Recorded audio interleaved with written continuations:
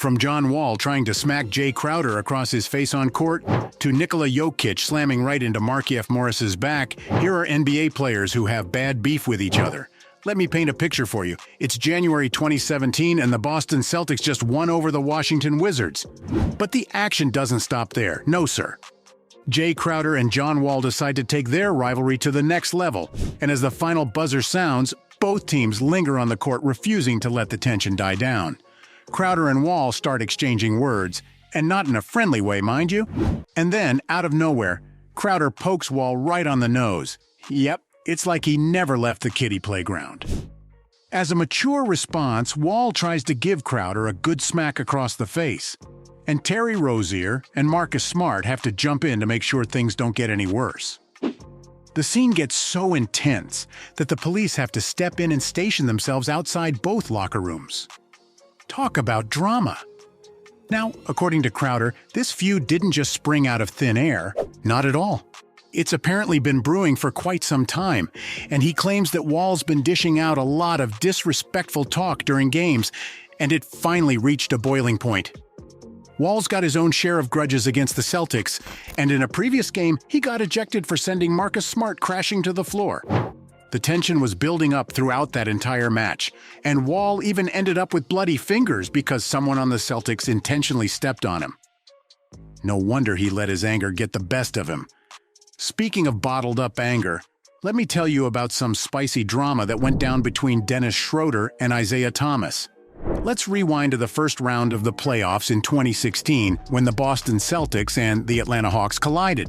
Schroeder made a move that kind of sent Thomas tumbling to the ground in Game 3. But guess what? Thomas wasn't going to take that lightly.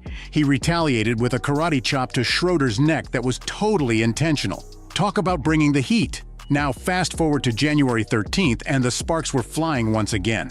After the Celtics snatched a thrilling 103-101 victory over the Hawks, Schroeder wasted no time accusing Thomas of insulting his mom and trash-talking his family. Things were getting personal, and Thomas wasn't having any of it. He immediately fired back, telling journalist Chris Forsberg that he's okay with trash-talking.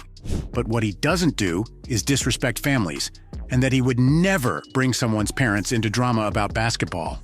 Thomas really let loose with that fiery speech and made it clear that he doesn't want to waste his breath talking about Schroeder anymore, since Schroeder simply isn't on the same level as him. Much like the showdown between Carmelo Anthony and Phil Jackson. It all started when Phil Jackson decided to drop a bombshell when he publicly suggested that Carmelo holds on to the ball for way too long. You can imagine that didn't sit too well with Melo. But hey, since they're both professionals, they decided to meet and clear the air. Case closed, right? Not so fast. Phil Jackson's bestie, Charlie Rosen, wrote a column for FanRag Sports that basically declared Melo's time in New York is up. And since Rosen has close ties to Jackson, many people believe that his words reflect Jackson's true feelings. And you know what? Melo feels the same way. And he wanted to have a conversation about it immediately, and wasn't afraid to address the elephant in the room.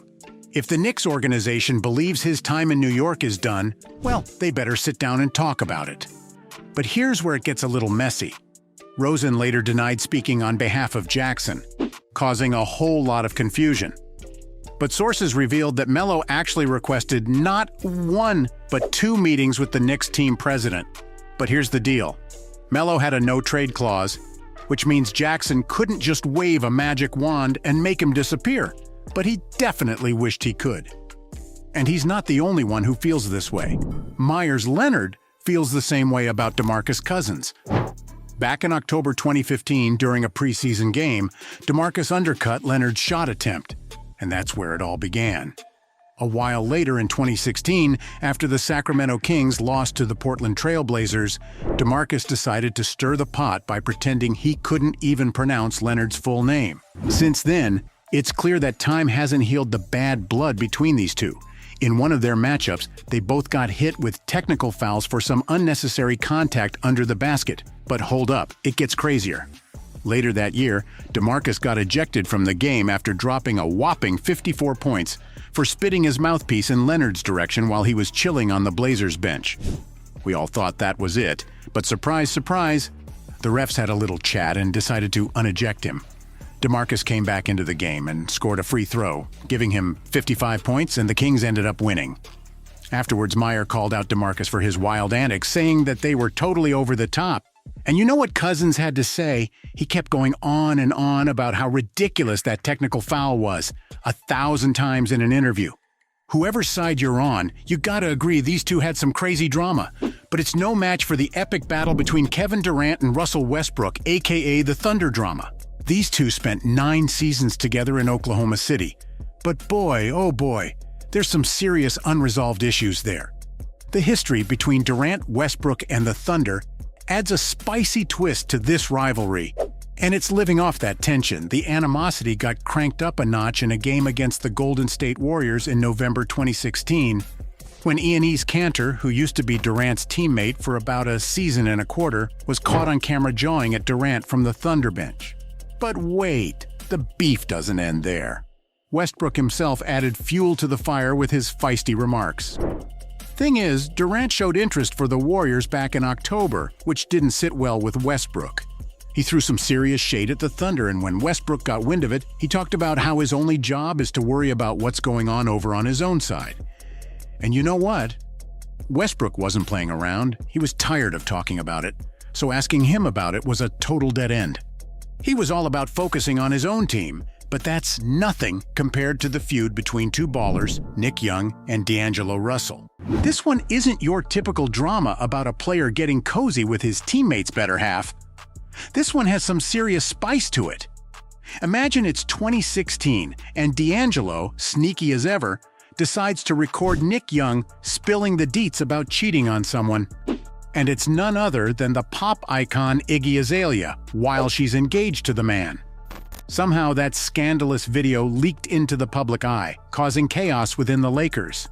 They all pointed fingers at Russell and basically gave him the cold shoulder, freezing him out of the team. And what happened to the Lakers? Well, let's just say they stunk up the court. The situation got so out of control that the Lakers decided to boot Russell out of LA, shipping him off to the Brooklyn Nets during the offseason. Talk about a harsh punishment. But actions do have their consequences, which Nikola Jokic and Markieff Morris had to learn the hard way when the two had a dramatic showdown. Jokic is known for his sense of humor on the court, but when Morris dished out a hard foul in 2021, it was no laughing matter for him. He felt like Morris's shot to his rib section could have seriously injured him, and he wasn't having any of it. He retaliated by slamming right into Morris's back, and let me tell you, that move nearly cleared the benches. The tension was off the charts, and Jimmy Butler was shouting at Jokic, demanding a meetup in the back. And the drama didn't stop there. It spilled right out of the court and onto social media, and Jokic's brothers and Morris started exchanging some not-so-subtle threats, adding fuel to the fire. Now here's where things get interesting. Thankfully, Morris wasn't playing for the Miami Heat when they faced off against the Nuggets in the 2023 NBA Finals, and Jimmy Butler said there were no hard feelings left after that chaotic showdown. But let's be real here, guys, it's not looking too bright for Jokic and Morris to make amends. Jokic did express some regret the day after the incident, but it seems like they'll be carrying on this feud for a while. So there you have it. From Nikola Jokic slamming right into Markieff Morris's back to John Wall trying to smack Jay Crowder across his face on court, these were NBA players who have bad beef with each other.